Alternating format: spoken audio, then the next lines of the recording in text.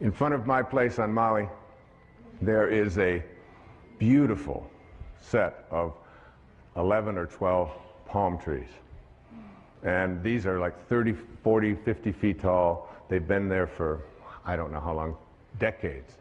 And when the winds come and when the storms come, the storms will blow them over. There they are, watch. And they're just these amazing elastic things. I learned so much from these things. I go out there, when I wrote the essay in the book on the verse 73, I just went out there with the palm trees and I would just commune with these palm trees, and they go all the way up and then they come all the way back. That's a symbol for how we need to think in our own lives. In verse 73 it says, "It is heaven's way to conquer without striving. It does not ask, yet it is supplied with all that it needs. It does not hurry, yet it completes everything on time." One of my favorite lines from the Tao, one of my favorite beliefs from the Tao is this, that you're doing nothing. All of you, you're doing nothing. You're just being done. Just like you were the first 9 months of your life. You think you're out there and you're making this happen and you're making that happen and you've got all these rigid things and you have to apply your life this way. You're not doing anything. Any more than you were having your fingernails show up when they were supposed to. And look at you, look at all of you, look around, you know, it's like, you know, what held it in yesterday, you know? I don't know, I'm not doing anything. They fall out and they don't fall out no matter how hard I try to keep them in there. Finally, my kid said, give it up, give it up. So I was over in England and they told me that I couldn't take my shampoo bottles on the plane. And there's nothing you can do about it. I said, yes, there is. I'll just shave my head. I no longer need shampoo. Okay, so we want to move from stiffness to flexibility. The next thought that I'd like to see us change, that the Tao taught me so much, was living by interfering, to shift that to living by not interfering. Do you know that every one of your children have the anchor of the universe located within them? And that Khalil Gibran, this is a paraphrase, he said, your children are not your children. They are the products of life's longing for itself. They come through you, but not for you. They're not there for you. So what are you doing interfering in their lives? Now, I'm not talking about letting them play out in the traffic or play at the edge of a swimming pool if they don't know how to swim. I'm not talking about that. I'm talking about, I called this when I was working on this and living this and practicing this for that full year of 2006, the bite your tongue, zip your lip verses of the Tao. Verse 29 of the Tao. Do you think you can take over the universe and improve it? I do not believe it can be done. Everything under heaven is a sacred vessel and cannot be controlled. Trying to control leads to ruin. Trying to grasp, we lose. Allow your life to unfold naturally. Allow other people's lives to unfold naturally as well. We have parents, I see them a lot. They're called helicopter parents because they're always hovering. They're hovering over their kids and they're telling them what to do and what not to do. And my son came over from England, my son Shane, and he was going to get ready to go to college in America. And my wife said to me, so you're going to take him and show him about registration, right? I said, oh yeah, I'll be doing that. She said, well, make sure that you help him because he doesn't have any idea how to register at the school, this great big school with thousands of people. I said, yeah, and I do, right? I would know how to register kids at school, you know. And so Shane got in the car and I said, it's all going to be fine. You'll all be fine. And we drive over to the campus and I drop him off and I have my tennis racket in the back. And he said, where are you going? I said, well, I'm a prophet. I said, I get paid by the thought. And I have a tennis match, and then I have to walk on the beach so that I get paid by the thought. He said, but what about the registration? I said, well, the registration, I said, you'll do a lot like I did when I learned to register. He said, well, what do you mean?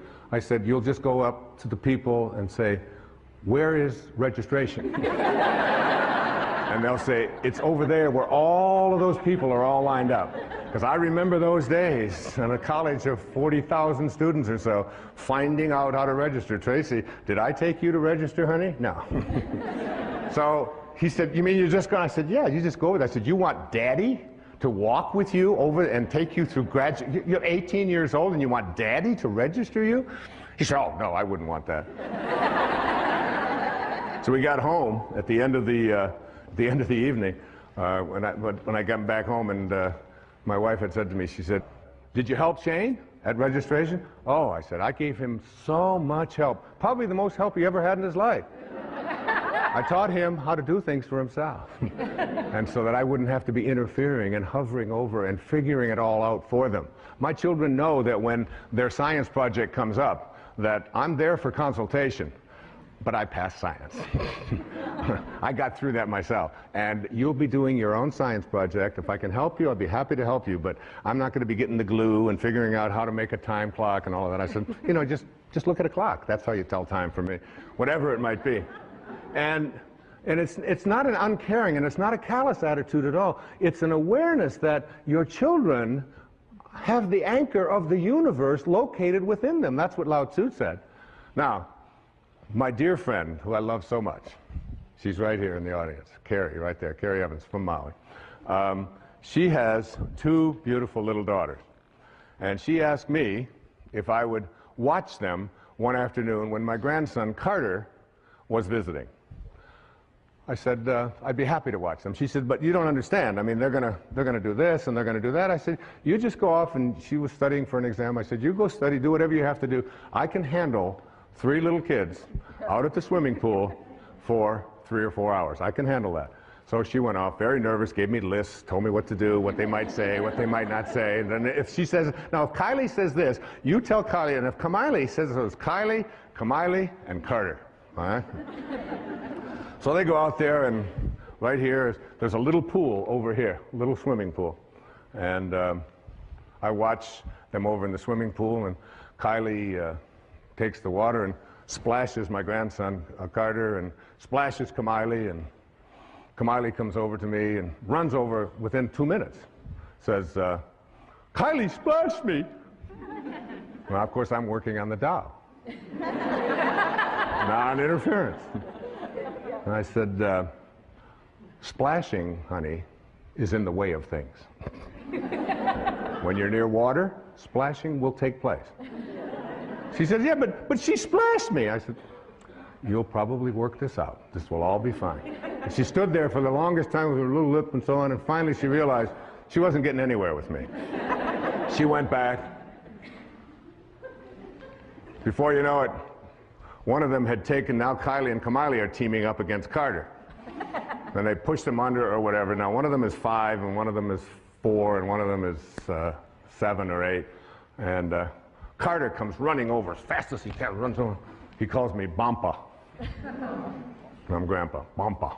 Bampa, Bampa, Miley pushed me under the water. I said, Carter, I'm a Taoist master. But Bampa, she pushed me. She put me under the water. I said, you'll just have to work this one out, Carter. I'm a Taoist master. This went on all for the first hour or so. But I noticed as I was less interfering and less interfering that they were working it out. They tried again after a few times. They'd come over and they wanted this and they wanted them pushed and wanted that. But each time when I let them know that I was watching and making sure they were safe, but I wasn't going to interfere. I wasn't going to resolve it. I wasn't going to settle their disputes for them. I wasn't going to be a helicopter parent, even for an afternoon. And the way that it resolved itself was they had the anchor of the universe within them. They have a nature. They know what to do. One of my favorite things always to say to my children when there's a conflict is, you know what the right thing to do is. What do you think? You know. You have it in your heart. You are a divine being. They all know that. I've said those words to them over and over again. You'll figure it out. You'll work it out. Not I'm going to interfere. I'm going to tell them what to do. You can practice this so many places, so many ways in your life, particularly as parents, even in business. It's very important in businesses to allow the people to say at the end of the day, right out of the Tao, oh, we did that ourselves. We did it ourselves. In the Tao it says, there's a time for everything, and everything in its time. There's a time for everything. Listen to this. There's a time for being ahead, and a time for being at peace. There's a time for being in motion, and a time for being at rest. There's a time for being vigorous, and a time for being exhausted. And in the Bible, to everything there is a season, a time for every purpose under the sun. I practice, this was so helpful to me, particularly as I do my yoga practice. In my yoga practice, it's, there are some very exhausting postures. I do this Bikram hot yoga, all right, so it's 105 or between 105 and 110 for 90 minutes. And there's one that I used to hate. It's called triangle, you know. And so you put your foot out here, and then you do this, and then you get yourself up, and you go all the way down, and you get yourself in balance, like here. So you balance, and you take your arms out here, and then you take these like this, and it's 105 degrees in there. You take one, and you're looking up here at your arm, and you look, and you look, and you look, and then you bring it back, and it lasts a full minute. And I used to just wait for that minute to be over. Oh my God, when are they going to bring me out of this posture? It was so exhausting. I started practicing what the Tao teaches, and I remembered there's a time for being exhausted. There's a time for that. And as I practiced that, I said, and there's a time for being at rest. And it's coming, hopefully soon. But in your life, there's an awareness that there is a time for all the things that go on that you think shouldn't be happening. In the Tao it says that hidden in all misfortune is good fortune.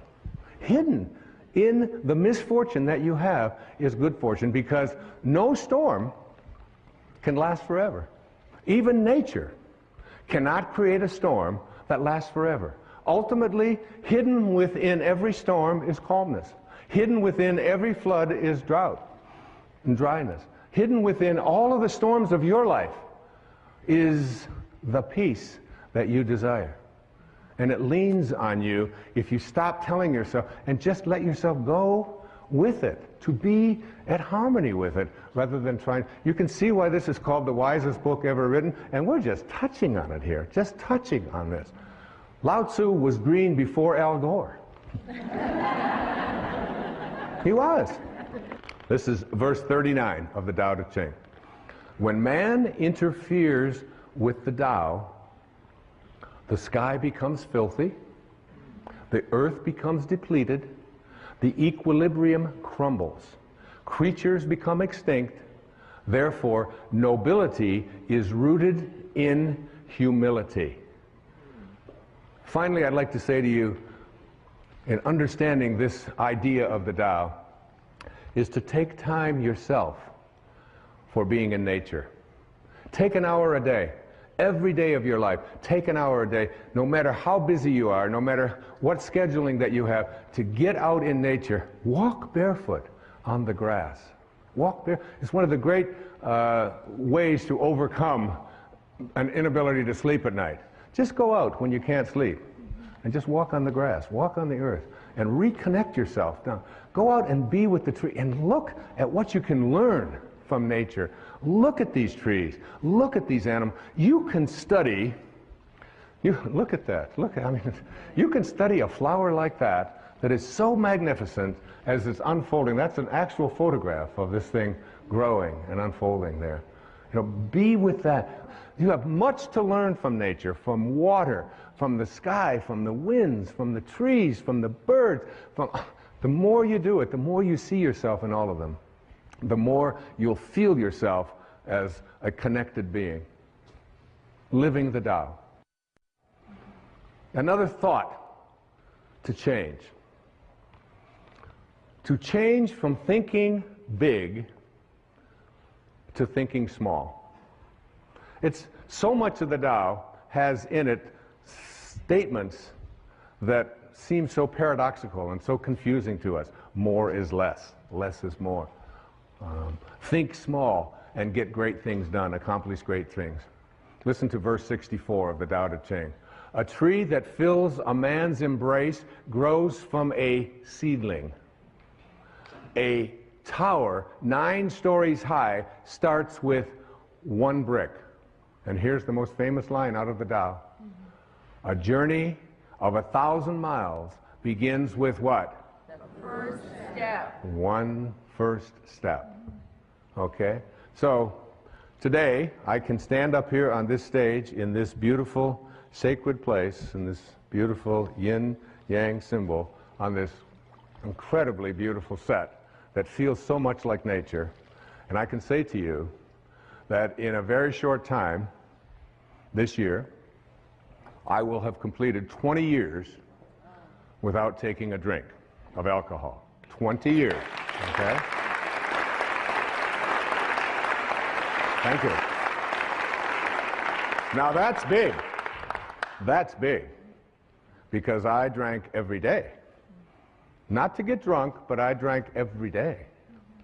2 or 3 beers every evening after running, and it was like, and I couldn't remember a day when I hadn't had, I thought back 10 years, 12, I couldn't think of a day, not one day in the previous decade or two that I had not had a beer, or several beers.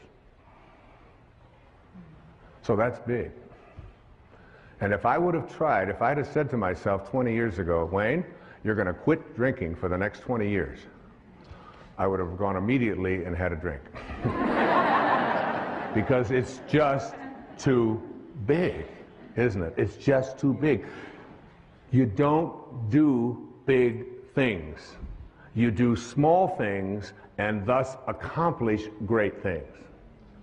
It's a very important distinction to make. Whatever it is that you would like to create or contribute or become in your life, take 1 step. How did I let drinking go for 20 years? And I don't even know about tomorrow. I never think about tomorrow and whether I'm going to have a drink. All I know for sure is that this won't be the day. I do it 1 day at a time. That's how you overcome anything called an addiction in your life. You take it, you reconnect yourself to the source from which you came, which is a source of what? Well-being, isn't it? And you get back and return, get on the return trip and saying, I am connected to well-being. And I'll do this 1 day, 1 hour, 1 minute, 1 second if I have to, at a time. And when you do it, I mean, it's behind in all of the programs for overcoming addictions, and all of the work of Bill W., all of the work of Alcoholics Anonymous, all of the work of any kind of addictions. It isn't just alcohol. It can be food. It can be addiction to your emails. It can be addiction to work. It can be addiction to so many things that so many people find that they can't get past. And to move themselves into a place where I think small. I ran 7 marathons in my running years. And about the 22nd or 23rd mile, you begin to ask yourself about your sanity. And what am I doing here? And my body is breaking down. But the way that you finish the marathon is not by saying, I'm going to run 26 miles. You don't do that, especially when you've still got 5 or 6 to go. You just say to yourself, can I put my foot in front of the next one? Can I take 1 step at a time? Can I do it 1 step at a time? And before you know it, you've accomplished great things.